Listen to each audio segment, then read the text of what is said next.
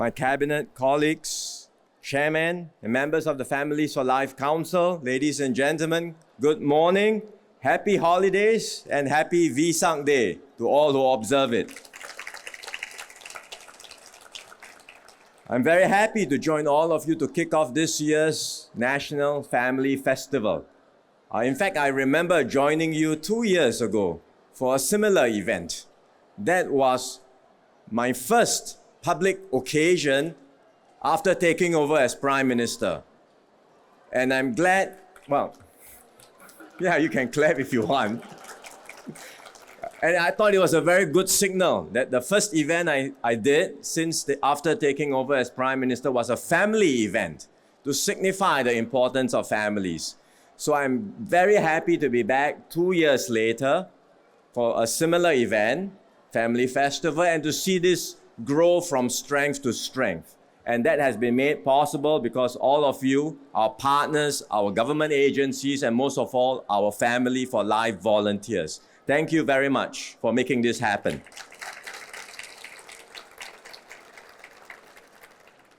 Our families are the bedrock of our society. They shape who we are. They teach us to care for one another and to support our fellow citizens. But we also recognize that around the world, families are under growing pressure. Our parents have to juggle work, caregiving, and the demands of daily life. Young couples worry about whether they are ready to raise children, and many families are finding it harder to spend meaningful time together in an increasingly fast-paced and digital world.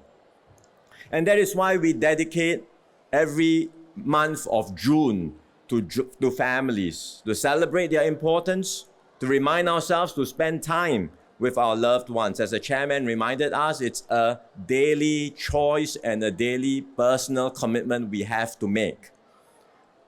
To remind ourselves that we have to set aside protected time and to acknowledge the many partners who contribute to making Singapore a family-friendly society. The government is fully committed to this undertaking. We will continue to support families through every stage of life, including parents of young families and young Singaporeans who would like to start families of their own. You know that Minister Indrani is now leading a task force to look at what more we can do to support families and parenthood aspirations. The team has been busy studying what more we can do, for example, in the areas of concerns like costs, care for their children, housing for young couples. So we will share what further moves we will make when we are ready. At the same time, as society evolves, new challenges will naturally emerge.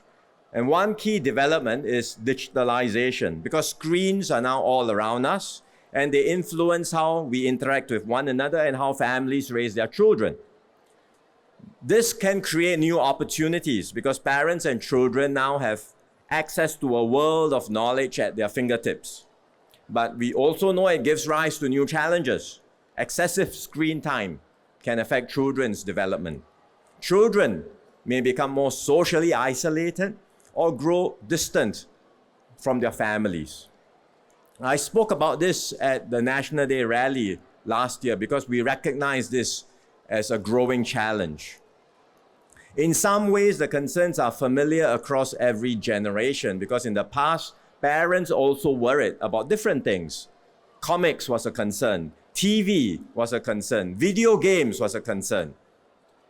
So in some ways, it's not very different. Now it's screen time with your phone or with your device. But in other ways, it's different because the challenge has become more intense. The new devices, phones and iPads and other devices comes with content that can be potentially, not all of it is bad, but potentially more harmful, with programs, social media that has addictive features, and also potentially online interactions that can be toxic and dangerous. Countries everywhere are grappling with these challenges. It's not just in Singapore. Families everywhere around the world are grappling with similar challenges. That's why governments in certain countries have taken some steps to tighten access to social media. In Singapore, we will do our part too. We have already removed the use of smartphones during school hours. We have plans to further tighten safeguards around access to social media for children and teens, and we will share these plans when we are ready. At the same time, parents have a role to play. In fact, many parents tell us that they want to do more, but they don't know where to start. And that's why today we are riding on this family festival to launch a new national initiative, a Screen Smart initiative to empower parents to better support their children's digital journey. We want to provide parents with more resources to foster healthy digital habits from a young age. And we want to make this practical and actionable for parents. For example, for parents with infants and babies under 18 months, the guidelines are very clear. 0 screen time. That's quite straightforward. And we hope every young parent will do just that. 0 screen time for infants and babies under 18 months. As the child gets older, naturally they will be curious about devices. But then parents should limit usage. If you were to give them something to see on screen, watch together with them, talk to them about what they are saying, and connect it to the world around them. So the device is not just given to the child and the child is using the device on his or her own, but it's done as part of the interaction together with the parent. And you should start healthy digital habits from young. You have protected family time, but during protected family time, please do not use phones. Because if you have family time, for example, meal time, which is typically how all of us connect during as family time, it's meal time, but if family time becomes phone time, then it's not really family time. So no phones during family time, no phones during family meals. Preferably, if the child is young, no phones in the bedroom. Because you have no control over what the child is doing at night. They may very well be on the phone throughout the whole night and you have absolutely no control. Also, preferably hold back from giving them smartphones for as long as possible. If you have to give them a phone for communication, start with a phone without internet access. And these days they are available because there's demand for it. Some years back, people said, well, I want to buy a so-called dumb phone, right? That's what they call it. No internet access, but it's no longer available. That's no longer the case. It is readily available. So start with that before giving them a smartphone. Now, with these strong foundations, hopefully it becomes easier to manage screen time when children get older. Of course, eventually they will have their own phones. They will eventually have their own smartphones. But we want to instill in them the confidence and values to navigate the online world responsibly and safely. Our safeguards over screen time must go hand in hand with spending quality time together as a family. You cannot just curb the use of devices and then leave a vacuum. As we limit screen time, we also need to have more time together as a family. And so we will continue to encourage more family-friendly spaces in Singapore, be it in our parks, our museums, or libraries. And we will make it easier for families to discover activities that appeal to them and to spend more meaningful time together. Many parents also tell us these are things that they understand, very sensible guidelines. They would like to do them, but sometimes they feel a little bit of pressure. If I do it, but my child's friends, their parents don't do it, then I will stand out and I'll be under pressure from my child.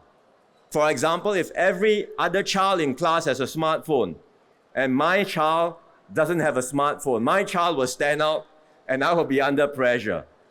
So there is that issue that many parents face. They want to do the right thing, but they feel and they worry that this is not happening around them and they come under peer pressure.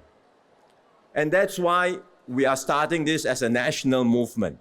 We cannot do it through the government alone, but we must together, collectively, as a society, create new social norms for the digital age.